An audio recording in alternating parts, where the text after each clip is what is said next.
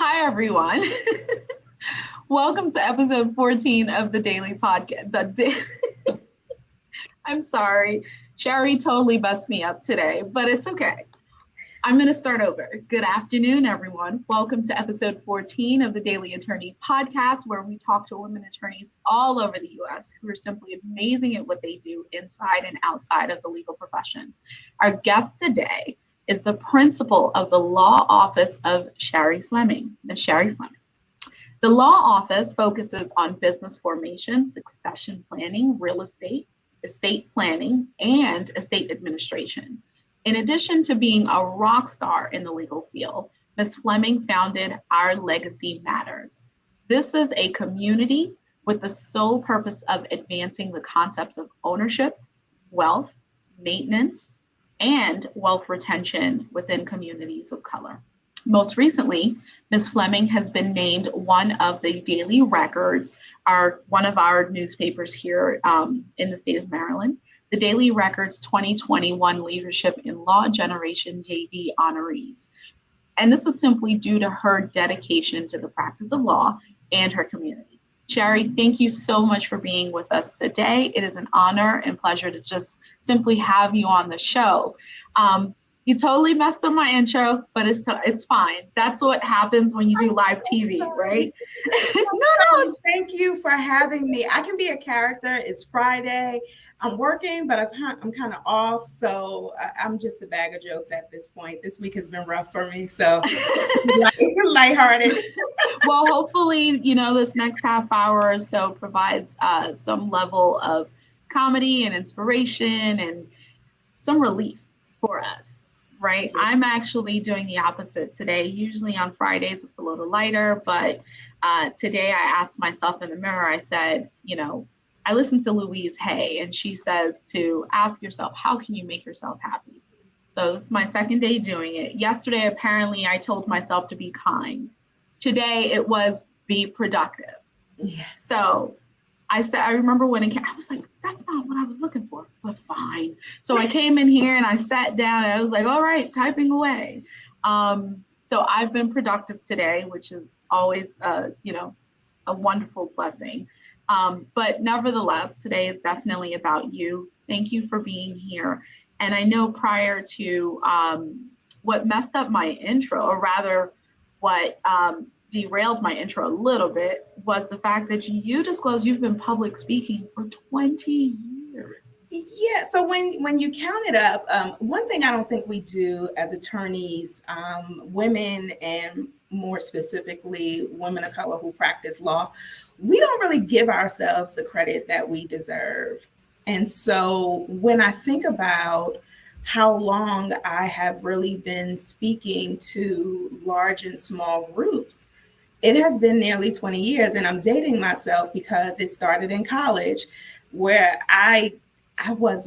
first of all, I like to talk, but talking in front of large groups is very intimidating. We started the conversation because we were talking about the ums and how to get rid of the ums. And I haven't gotten rid of the ums after all of this time. I've just learned to pause and speak slower so I can grab my words. But when I think about it, it has been 20 years. I started college at 17. I just turned 38. And I have been speaking to groups of people for 20. And this is actually the first time I've ever done the calculation of speaking to you, but that's the reality of it for me. And I'm still nervous every single time. You know what? That's crazy. You said first of all, happy belated birthday. I am also turning 38 May 19th. So my birthday is about 2 months away. Yes. I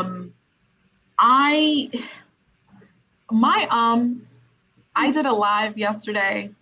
I just sat there. I was like, my producer's laughing because I was like, how many times did I say? And you know what I used to do, and I don't do that anymore. I used to go back and look at how many times I said it. And I'm like, that's not helpful to me, right? So now I go back and I look, did I provide the content that I wanted to provide? Was I clear? Was I concise? That's what I focus on. And if that works, that works. If it doesn't, Exactly. we'll try it again, right? And be Um, kind to yourself. I love that you started off like that. Be kind. It's something that we need to do, something that I'm learning, I think maybe in the past 5 years, is to be nicer to myself and to really think about what I've accomplished. I don't know about anyone else who goes into the legal field. This is kind of true for a lot of my friends that are in the legal field as well. But we don't really appreciate the moment. I don't really appreciate the moment. And I think that is the most evil thing you can do to yourself, right? And so I am in a space as I'm doing all of this self reflection as I near and creep towards 40. I'm doing self reflection. And one of the things that I'm learning is that I need to really acknowledge what I have accomplished, appreciate it for its greatness, given where I started, appreciate its greatness. And that is the essence of being kind to myself. That's where it starts for me to say, all right, Shari, you still have to work hard. You still have to pursue your goals and new dreams pop up all of the time. yeah. But be nice to yourself. Appreciate what you've done for yourself and for others in this moment. So I love that you started with that because it's really something that I say to myself multiple times of the week, especially like today you're being productive. And one of the ways you can be kind to yourself is knowing what is production. Maybe Mm-hmm. I didn't accomplish everything on my to-do list, but what else did I do? I was productive. That's another way where you can be kind to yourself. Otherwise, you feel like you're constantly on this hamster wheel, Yes. never quite reaching a goal, and it's frustrating and it's annoying. And you always feel like you're behind a curve when in actuality, you're probably 10 steps ahead of everyone else. And So, we're very, I think, you alluded to it earlier, we're very critical of ourselves. Um, Public speaking, I think for me, and everything you're saying, it's almost like you were literally sitting in my office yesterday. Because I had this conversation about, the rat race and being kind and just appreciating, right? I've thankfully in my 30 something years, I've accomplished a lot, but when someone tells me I've accomplished X, Y, I'm like, oh, like it's like news. It's like breaking news, right? Because in my mind, it's just, oh, it's just something that I'm doing. And right. yes, it's done now, but what's next? Hmm. And I'm now learning, like you, after years, it's okay to acknowledge that there's something next, but it's also wonderful to celebrate what you've just Celebrate done, right? every single Every time, moment. every time. And Celebrate. and are you like me? I am so quick to celebrate other people's successes and their wins, but not my own. Well, I first of all, I like to have a good time. So I'm looking for anything to celebrate at any point in time. And it's not for me, it's not that I don't want to celebrate my own wins. I do want to celebrate them. I just don't want to do it. Like I don't want to arrange the celebration. Part of why I say this week was so tough because every world collided. I'm a mother of three girls. Ooh. I'm a wife. We've just celebrated our 15th wedding anniversary. Congratulations. I am, a business owner, one, and then a business owner who is a practitioner, who is a lawyer, because they're not necessarily the same two hats Mm-hmm. on any given day. All of those worlds kind of came crashing down. And then I think the icing on the cake for me is that I watched all 3 days of the confirmation hearings, and it was Oh, exhausting. oh, you did that. Like, I did. I love watching them. I always watch them. I think that I needed to gird myself a little more. I should not have watched with the world, life just happening. My Yeah. oldest daughter went through something personal. Then by the middle of the week, my middle daughter she's developing, she's going through identity Oh, issues. And so dealing with the two of them, and I have a 4-year old, one teenager, one almost teen, 12, and a yeah, 4-year old. So dealing with them and, kind of bearing the weight of them growing into being young ladies on the yeah. back end, I can see where it's going. And I'm like, no, it's kind of bearing that weight, but being silent so they can kind of find their own way. Yeah. Probably the toughest thing I've ever done in my life. But then having that going on while you are trying to create estate plans for families who are in crisis, all while watching these hearings where you're seeing this phenomenal woman that looks just like you, that has a story just like you, that is more accomplished than most of the people sitting in a room, being pretty much torn down. It felt like I was being torn down. So having all of that come together, I'm like, I can't do it. I'm tired. That sounds like a rough week, Shari.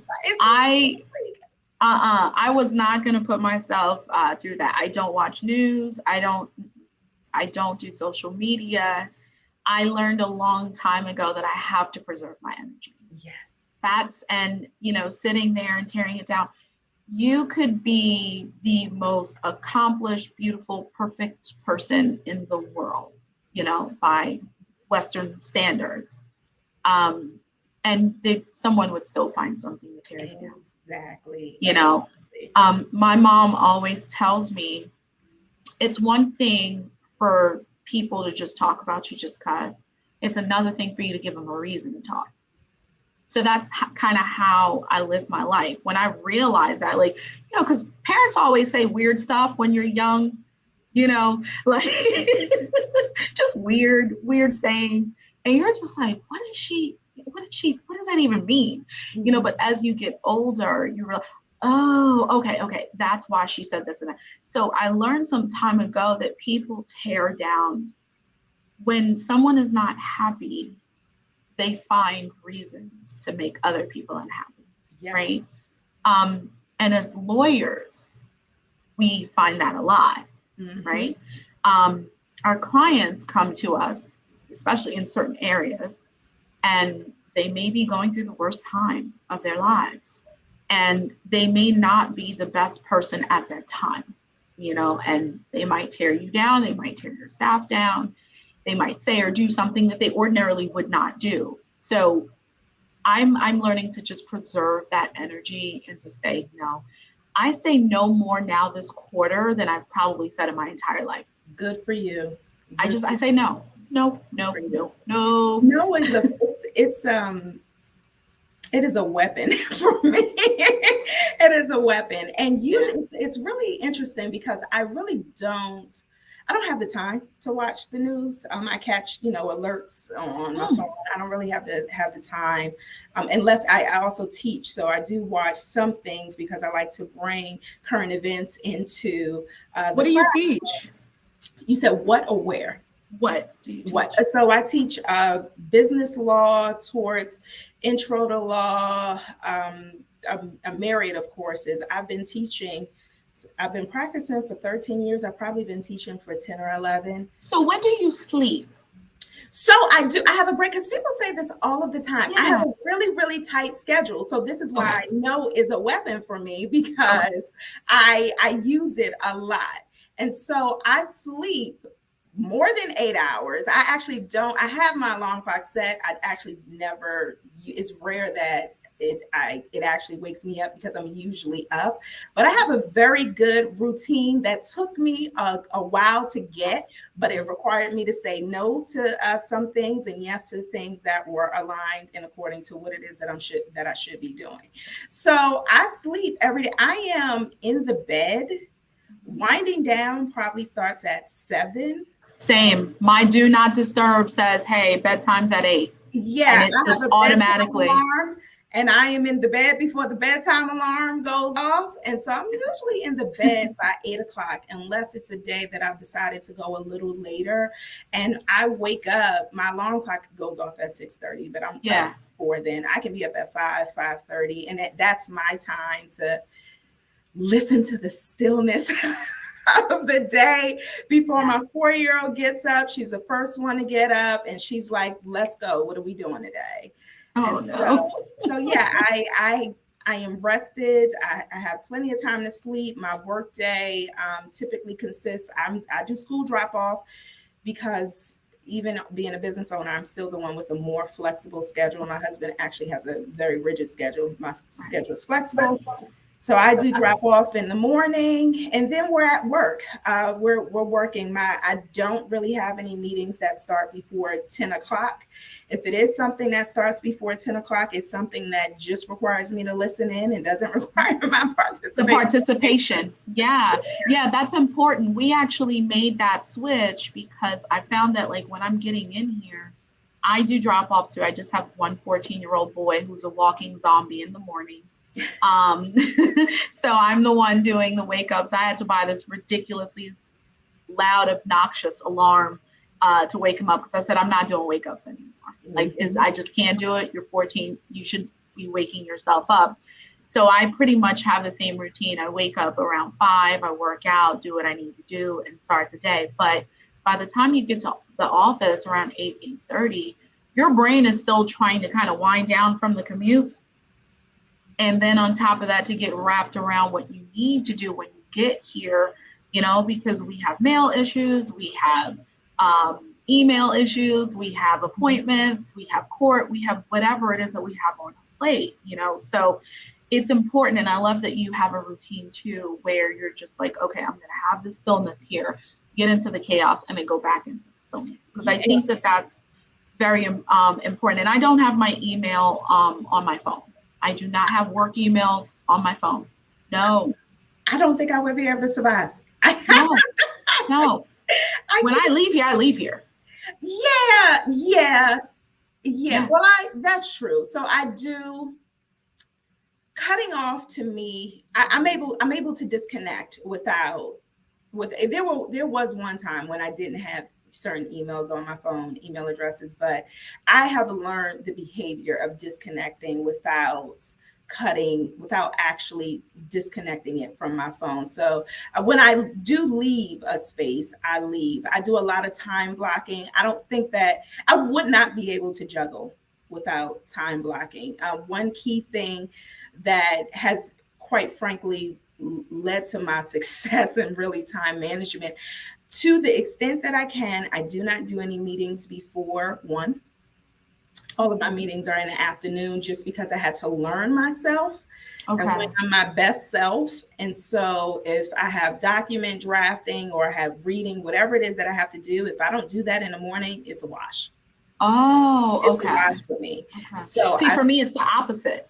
Oh. It's opposite, because by 1:30, 2 o'clock, I'm starting to pay attention. Oh, I got to get MJ. So that means that I got to get this done. So I have to have all the meetings and stuff done beforehand. Interesting. Yeah. And I don't know that I'm not a morning person. I remember my teacher in like middle school was just like, one day when you go to work, you're just going to have to become a morning person. I'm not. I've never. You're not a morning person? No, and I get up at 5 o'clock and I'm just like, everybody quiet. Like, my house with 3 girls is probably the quietest place you can ever be in the morning. None of us, outside of good morning, until we're dressed and all downstairs for us to have our time together before everybody departs, it is silent. You'd kill me then. You'd kill me. I am Chatty McCathy, 24 hours, 7 days a week. I wake up, I'm like, Camille's laughing because she knows I'm a talker. I'm like, good morning, everyone. I'll go into my son's room. I'm like, Pop, wake up. It's a beautiful Monday. He's like, get off of me. I am that happy, cheery. I'm walking back and forth. I've got Eric Thomas blasting in the background, talking about being your best self and the power of everything, believe in yourself. And I'm like, yes, Eric, let's get it. Let's get this Monday. That is literally me in the morning. I know. I would crawl. I'm envisioning my middle daughter's face, because some mornings I may have been up at 4:30, depending on what the morning is, right? So I have time. And I'm like, good morning. And she's like, Mom. And I'm like, okay. And you get it from me. I have never been, I can stay up all night. So that's why I have such a bedtime routine, because if I don't wind down and shut down, I can be up. I can be up to the next day. I can be up all night. My mind will wander. I literally have to hold it captive. Okay. Go to bed. I don't really. So this is why I miss out on TV. And my husband is dead sleep at 8:00. Like 8:00, he is snoring. Sometimes I turn the TV on. Sometimes I don't. Sometimes I'm like, I don't care. He's gonna sleep regardless. It doesn't matter. But recently I've started doing Sudoku at night. Oh, I love Sudoku. I've started kind of doing it, on my phone or tablet. It's been on my phone because I don't bring my tablet up to the bedroom. Because to me, if I have Oh yeah. With age, my eyes are getting weaker. Yes. And so that's really why having email on the phone really doesn't matter, because I'm not reading it on my phone. So I don't bring my tablet to the bedroom, but I do bring my phone. And so if I'm like, I can't fall asleep, but I'm not going to turn on any major lights. I don't want to cut on the TV because maybe he's not really asleep. So I started doing Sudoku, and I'm like, now I'm in competition with myself. Yep. It's a wonderful game. It's mentally stimulating. It helps you, with numbers and everything like that. Oh my gosh, I've been doing those, I don't know for how many years. I have so many Sudoku books. It's crazy. If you really want good ones, the New York Times publishes their own. So you definitely want to get those. Those are so challenging. They will make you want to throw the book out the window. They are, but they are so fun. You answered so many of my questions, but I feel like I haven't really I really wanted to ask you, how did you decide to, enter the field of doing work with Our Legacy Matters? Because I think that is amazing. Is it a nonprofit? So it's not a nonprofit. I'm still in the discovery phase, trying to figure out what I want to do with it because it wasn't planned. So essentially, I started my law practice accidentally. Like I don't have this great plan. Like I saved and I, wanted to be my own boss. And so I started law practice. And that's not how it happened. I left my job because I was frustrated and tired. Mm-hmm. And I was going into real estate more so. And my husband and I had rental properties that I managed. And I had a former colleague, former opposing counsel, who told me, basically asked me, like, are you going to solo practice? I'm like, no. And then my grandfather passed away, who raised me. He was a father figure. And so I'm in this, really, it's an identity crisis, right? It's happening because so many things are changing. I left my job with no real concrete plan, which is, you have to really know me to know that is craziness in itself. Scary. To even say it now. My grandfather passed away, and I was just in this place trying to figure life out. And I had opposing counsel come to me and say, are you starting a law practice? No, my granddad just died. What are you talking about in the morning? Get out of here. I call you back in 3 weeks. She called me back in 3 weeks, gave me a very large retainer to assist her with something. And lo and behold, I had a practice, but I wasn't serious about it. And so we decided to have a third child, rooting for a boy, ended up getting another girl. She's a blessing nonetheless. And that was for the first time, I think, in my adult life and practicing law at that time for maybe 7 or 8 years, that I was just like, what the heck do you want to do? Like, what do you want to do with your career? With all of who you are, born and raised in the South Bronx, went to Lincoln University, the first HBCU, moved to Maryland to go to law school. All of this story that you have, what do you want to do? What imprint are you going to leave on the earth? Why? My grandfather had just passed away, and it became very clear to me that a man that I saw as great in this earth, not by worldly standards, but to our family. And when you look up the definition of patriarch, there he stands, right? And so losing him, it really hit home for me, because I recognized that a community of people lost someone. And from that point on, I was just like, well, what are people going to say about me when I leave here? Oh my God. What are they going to say about me? What did I contribute to the world? I know what I've done for myself and for my family, but what imprint have I left on the world and with people? And so I'm really thinking about these things. And that time of having that, and it was a small couple of months, it wasn't like a years, but having that time to really think, my practice areas focused on those areas where we could build wealth, meaning individuals of color. We have the opportunity to build wealth quicker with these tools, that is real estate and business organizations, and then making arrangements to transfer the wealth that we're building to future generations. And that's when estate administration and estate planning and estate administration, probate. A lot of people don't know that those two things are interchangeable. Sometimes, but probate. That's when I said that's what I want to do. This is what I am going to focus my legal career on. And it really comes second nature. I had so many friends come to me and say, "Oh, you're surprised?" Because again, from the outside, they're like, "You talk about this stuff all of the time." I did not know. I had a friend that said, "Remember 9 years ago, before I even went to law school, before I even entered law school, I was talking about these things." And it just didn't click for me. And so all of that confirmation, I started practicing. And in starting estate planning, I think one of the most frustrating areas for me, or one of the most frustrating feelings, is that I found myself with one foot in one world, and another foot in another world. And so I found myself with one foot in this world where wealth and wealth by several meanings, you can have assets minus liabilities. You can talk about wealth in the sense of health and being whole. Education. There are many different concepts that we can use when talking about wealth, as you know, but finding myself with one foot in this world where there are like no limitations and barriers on wealth and the way in which you can plan for it, and being in that world and not seeing many of people who look like me in the world. And then having a foot in my regular world, which is home, where everyone looks like me.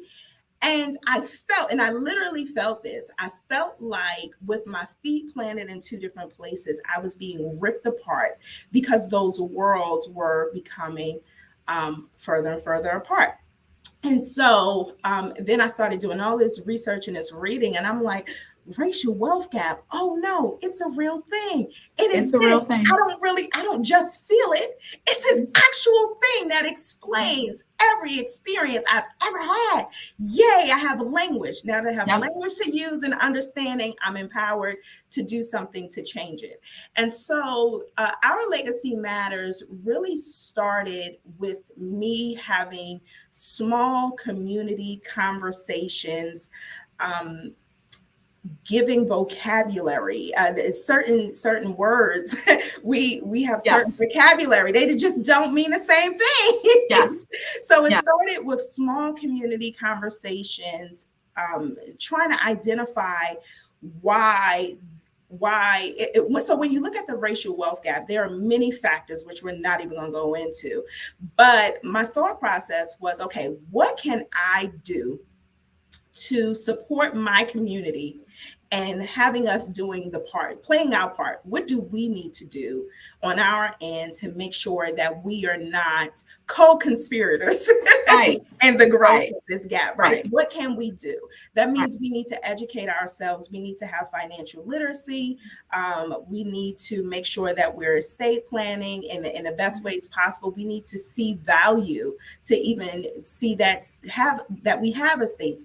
And when I say communities of color, I really truly mean all communities of color, because we all have similar stories and similar circumstances. And another thing is, we are very diverse in our own community. We don't all have the same experience. Not one bit. Have more experience with wealth than others, but there is still a disconnect because we are not as connected or as wealthy as Caucasian individuals. So it really started grassroots, it still is in a lot of ways, with just having conversations about what I see to be some of the issues. And it's really limited because it's limited to what I see in practice, what I hear from other professionals, and just having an understanding of what's going on in the community and how to change the way we think and feel about certain things. See, but that's where it starts though, right? It's the way that you think. And if you're surrounded by individuals, what I find is,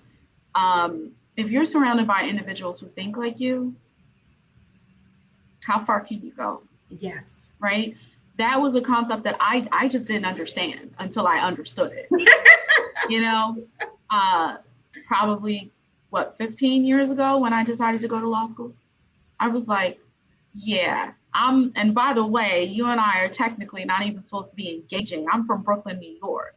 Oh my gosh, did not know that. Hey, listen, we are one family. I know. When in New York, we can be separated. That is true. Together right now.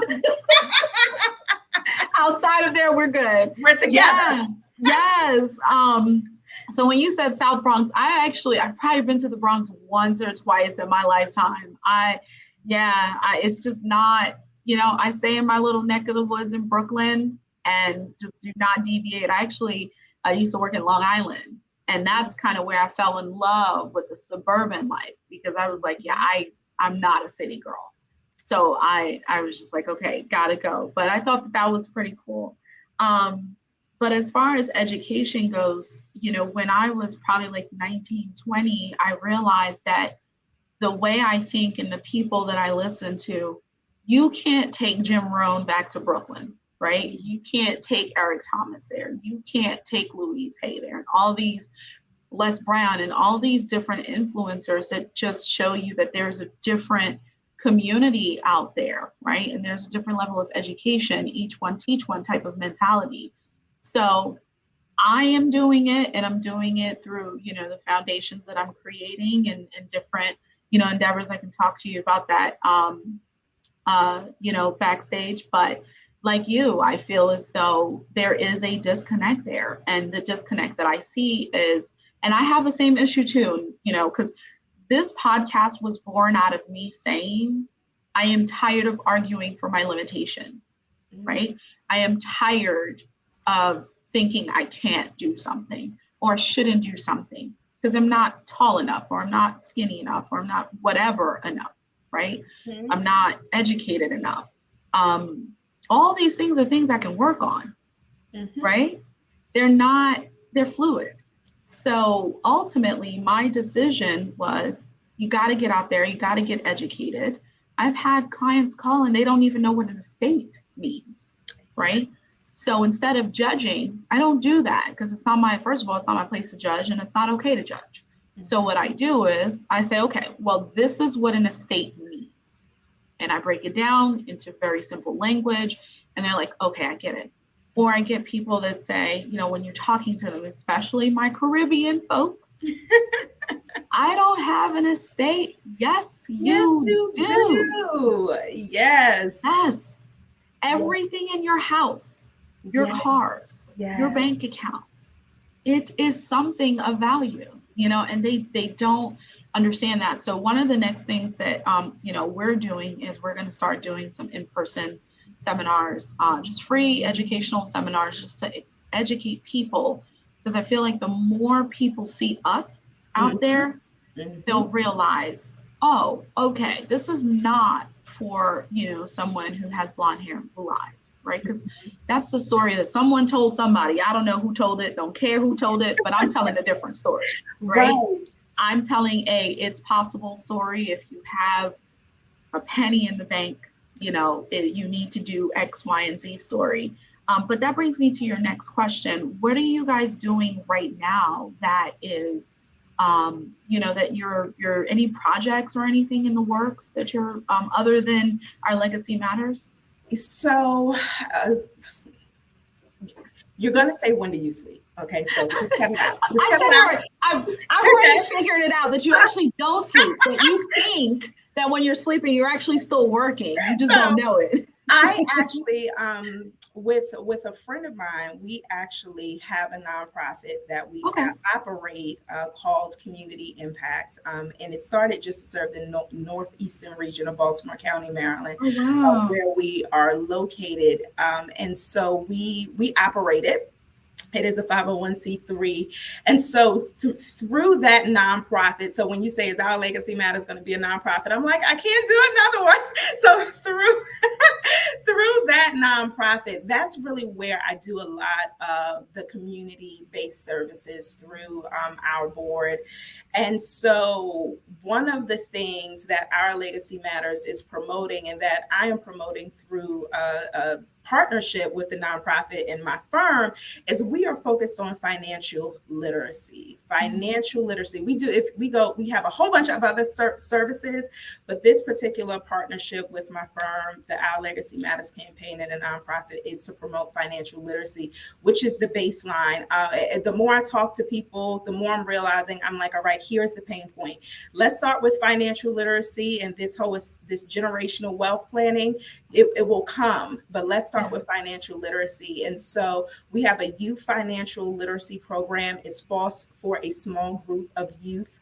We're actually ending the first stint where they are learning the fundamentals of financial literacy. The second part of it, I have teamed up with a colleague who's a financial planner, and the nonprofit is going to donate a sum of money to each child, or in the name of each child, to create investment accounts. And he is going to walk them through investing in small cohorts, understanding what all of the numbers and the symbols mean on the NASDAQ, letting them figure out for themselves what they want to invest in, letting them see their money grow. I think one of the issues with investing is that we have a problem with, or not a problem, but it is a desire for immediate gratification. And so we want to get the youth used to, there is some benefit to delayed gratification. And so the accounts will be theirs. The nonprofit is going to donate to them, essentially.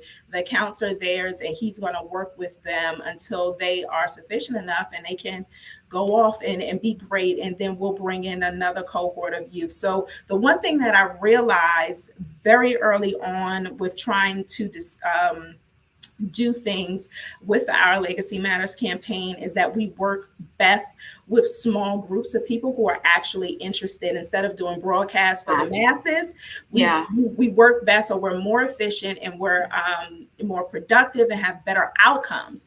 And so right now I do a lot of small group sessions. Actually, this month has been ridiculous. I have a session tonight at 9:00. Oh, wow. 9:07 with a small group of caregivers. I did a session maybe 2 weeks ago with a group of caregivers, explaining, giving them the opportunity to ask the questions freely, in an educational environment, promoting the use of professionals.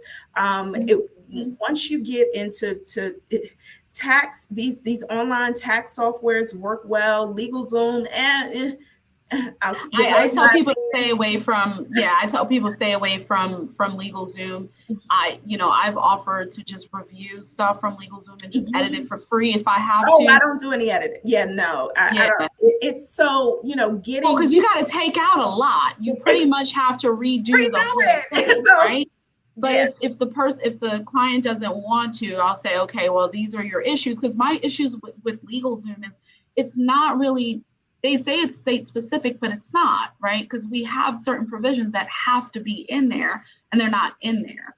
But my thing is, it's lesser of two evils. I'd rather have you have something rather than have nothing. And so, and I used to think that, but I don't, because I do the administration, and sometimes the cleanup of poorly written documents is worse. You could have rolled the dice with intestate succession, and we would have been literally, and we would have been fine. We would have been fine. Problem. And so I use these small groups to educate, like I said, vocabulary. This is what these things mean. This is how they work in tandem with one another. Here are some other things you need to be concerned about: long-term care planning, Medicaid planning, VA planning.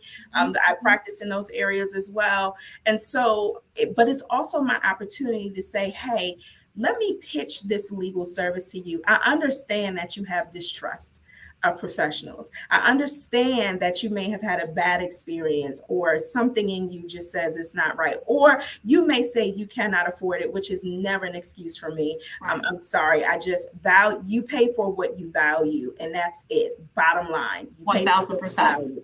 And so it's the opportunity for me to have those type of discussions in small group, and to empower them to say, you don't have to go with any lawyer. Investigate, do some research, do some interviews. If a consultation costs money, say, I don't really want a consultation. I want to have a 10-minute conversation to see if you're a good fit. I would do that because my consultations aren't free, but I would still do that. I would have a brief conversation, just so long as you don't ask me any legal advice. We're good to go. And so, I empower them because I really want to, particularly for the business owner who doesn't know he or she is an actual business owner. They're out here making money, Lyft drivers, DoorDash carriers, Instacart carriers, someone who's babysitting someone else's kid, doing them a favor but getting a payment. Once the IRS sees you as a business owner, sweetie, you're a business owner. And so we need to have some conversation about what these things are, and to build professional services into your budget if you're going to be serious about your business. Because I get the painful phone calls from the person who didn't want me to set up their business organization, and who didn't want me to refer them to a CPA or a bookkeeper, and they didn't want me to do all of this stuff because they could do it all their own. And now they're in trouble. They have been successful. Yeah. But they're being audited, and they don't understand why. Yeah.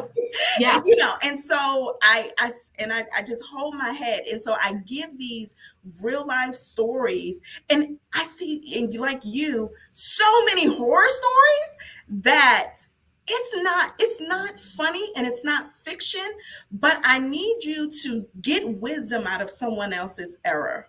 Yeah. And so that's what I use small groups for. Yes.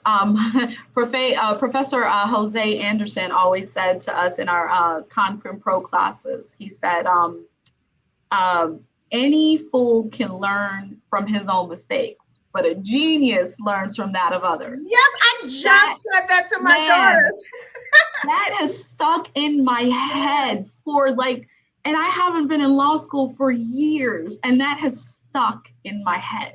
Yes. So I agree with you 1000%. For community impact, do you mind sending me an email disclosing how much you guys are donating so I can match it? Absolutely. Okay. Absolutely. All right. I want to match your donation. Thank you. No, you're welcome. I'm actually starting a nonprofit. Mine is going to be geared towards high school and college students who want to take the legal track, and will be providing financing for their accommodations to go see colleges, accommodations to go see law schools, their LSAT costs, the course of you and I both know that bar exam is not cheap. The cost of the bar exam materials and classes and all that stuff. Will also be partnering with different hotels in order to get, discounted rates for certain rooms. But we will be taking care of all that, because I remember when I was, going to law school and even college, my mom and my dad, they worked their butts off. But, New York City is not cheap. They didn't have the money. And I remember, applying for all of those fee waivers, with LSAC. Right. And sitting there thinking, oh my gosh, I hope these fee waivers come through. But the crazy thing is, I wasn't focused as I should have been on the LSAT prep, right? Mm-hmm. Because I was thinking about fee waivers. I was thinking, can I afford ... Will my mom be okay if I do this or spend this? So I feel that, if these kids, if these young adults rather, can focus on just the academic part, they can one day sit at a confirmation hearing. You get what I'm saying? You just never know. You never, ever, ever know. So this is something that's near and dear to my heart. I also do a lot of community work. I was actually at our board meeting yesterday, I'm part of the Harford County Bar Foundation. We do community outreach in Harford County, Cecil County. And we actually have an event coming up in April where we do expungements. And it's funny because I do estates and trust and tax work. Those are my areas. But I do the expungements because the amount of feedback, and it's so instant, and that's what gravitated me towards it. It takes probably 60 to 90 days to fully get something expunged, right? And that's prior to COVID. And people call me back and they're like, Marie, I got the job. Yes. I was able to get into the school. I got this, and I got that. The amount of shame that comes with making a mistake and having it pop up on case search every single time you go to apply for an entry-level position, not good, right? Yeah. It's punitive and it's counterintuitive to public policy that wants people to take care of themselves. I can't take care of me if I can't get a job, right? So ultimately, I started doing that, community outreach there. And I was like, you know what, I'm doing expungements. And I added it to my website, and I take cases from pro bono from MVLS. So that's another area that we do. I do a lot of legal services outreach with the Bar Foundation. We do something called Determine Your Destiny, where we invite seniors from anywhere in the state. They don't have to be, Harford and Cecil County residents, and they come in and we do an estate plan for them for free. And it's an entire workshop. We get sponsored. The last event that we had, I actually sponsored it. We have another one coming up. So I am always looking to give back. So if I can match your donation dollar for dollar, let me know. And, I have a feeling we'll be talking a lot more. Yes. Yeah. Yes. This has definitely been very memorable. It's one of the things that I'm getting, and I'm so sorry to have monopolized your time like this. Oh, but, no, you're fine. One thing that I am getting from this, and I wrote it down. I always have my notes and I write down, what I learn and stuff like that. I literally wrote down, she cares. And I circled. I do. I'm not even joking. She cares. I do. And I get weepy, and I'm not a crier at all. I'm just, it's not in me, but I do really I am a crier. Don't make me cry. My makeup looks good today. I do really care. I think about the village that I had to get to this point. First of all, let me be very clear. My family and my extended, family, friends and cousins that aren't really cousins, I think they think I'm a superhero of some sort, and I'm not by any circumstance, right? Yes. But the village that I had growing up, even into adulthood, even now, when I had crisis with my daughter, my village stepped in to help me because I was like, I have to work. I can't deal with this. And I think about, if it were not for, and I really get emotional, if it were not for those people who were supportive of me, who gave to me when they didn't. My aunt's best friend, family friend, still a family friend to this day, she purchased every last school supply I needed to go to college. Yeah. Every last school supply. And if it weren't for these people who were intricate in my life, help just stepping in, not because anyone asked them, because they saw something and they stepped in. And I would not be who I am. And so I feel such a weighted obligation. Yes. To share what I know. Me and my one good friend, Tiana, we went to law school together. She's an IP attorney. Hey, Tiana. Because she comes to mind because we watched Professor Fairfax introduce a judge, right? And she texted me and she was like, this is us. I was like, the same thing, but I mentioned her because she's a part of my village, and we recently had a conversation about what it takes for all of us to really make it through, and to support. And if it weren't for all of the people that are interconnected to make this work. She and I we call ourselves Robin Hoods, because we feel like this weighted obligation to take everything that I know, everything that is a seemingly secret, Yeah. to take it and to apply it in a way that works best for those who look like me, to make it to we say we're stealing this knowledge, which we're not stealing. I actually paid a hefty price for all of the knowledge. We did. But to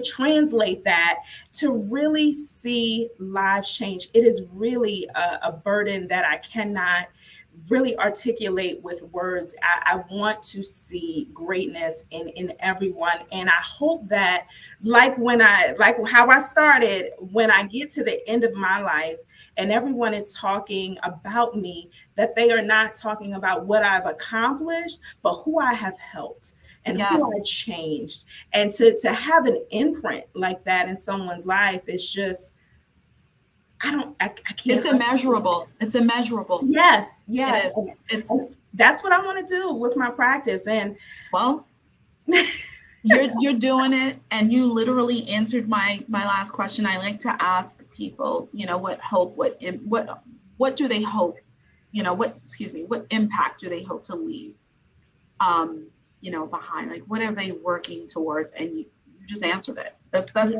I've thoroughly enjoyed this conversation. And speaking of village, support is very, very important, and I've been, like you, I've been very grateful to be sitting here doing what I do and how I do it with the people that I do it with. Man, it's my family. My mom, my dad is chill. He's all about, I got $5 and a cup of coffee. I love you. You love me. We're good. Right. But my mom is more like, no, you got to do this. You got to excel. You got to blah, blah, blah, put your all into everything. They have been, my sister too. I don't want to get a text message later like, what about me? They have just been so supportive. I had my son in my 20s and I had to make a decision. Do I stay here in Brooklyn or do I go, away to law school? I made the choice. I bet on myself. And my parents were like, don't worry about a thing. Yeah. Don't worry about a thing. You need to focus on education. Get your education, do what you need to do. We will be right here. And so without them, I don't know where I'd be. I don't even want to imagine it. I just don't, And unfortunately, there are so many little girls and boys who look just like us, or even that don't look like us, right? That don't have that safety net. Yeah. They don't have that support system that they value. And it sounds like you bring that safety net, not only to your family, not only to Our Legacy Matters, not only to community impact, but to your law firm. Yes. And that's big. That's big. You're going to make me cry because it's been a week. Don't cry. It's been a week. It's big. It really, really is big. And it's why I love interviewing and just working alongside people who understands that this is so much bigger than you. Yeah. It just is. And I'm going to leave it on that note because I'm getting emotional. And the people do not want to see two brown people crying. Right. They do not. So everything that you have said, everything that I've gotten from you, I just sum it up to you care. Like you really care. And that is amazing. And thank you for what you do and your contributions. Keep doing it. Stay away from the TV. No more confirmation, anything for you. I didn't even know it was happening. My friend actually texted me. I was like, I don't know. I'm so busy. Go, go, go. I did not want to sit down and look at anything. Yeah. I'm just taking a break from it. I just want to know when it's done. And in our state, we also had kind of a similar win. Judge Angela Eves got appointed to the Court of Appeals. Yes. That's amazing. I was actually with her at our board meeting last night. And, we gave her this the board gave her this beautiful bouquet of flowers and a nice card. And we listened to her, tell her story about when she first started. Wow. And the teeny tiny room that she was in, interviewing and trying to settle a case. And she barely had any experience, right? And I'm sitting there and I'm like, I'm sitting next to, Judge Eves. Yeah. This is someone who I've served on the board with for 3+ years now, almost 4, I believe. So if that is not a testament of how you can start in a cramped room and, work your way up to a huge bench. Yes. Oh, that's so good. It's amazing. That's so amazing. It's amazing. It's absolutely amazing. So with that said, Shari Fleming, thank you so much for being here today. If clients want to get in contact with you, or just anybody wants to get in contact with you, what is the best contact method? So the best contact method is to go to my website. It's sharifleming.com, my first name, last name.com. You can complete a contact us form. You can also find my number on there, which is 410-316-6800, to give us a call, and we will contact you immediately. We have a chat option if you want to chat online. Okay. That is an option as well, but contact us through our website. It's the quickest way to get a hold of us, and we will be in contact with you soon. Well, thank you, Shari. My name is Marie Eve G. Baptiste, owner and CEO of the St. Eve Law Firm. Please follow and subscribe the St. Eve Law Firm on Facebook, LinkedIn, Twitter, YouTube, Instagram, all of the social media options. We are definitely on there. I even think we're on Google Plus. I don't even do anything on Google Plus. Please, like and subscribe. If you guys have any questions, send us an email at info@stevelaw.com. Shari, it has been an absolute pleasure.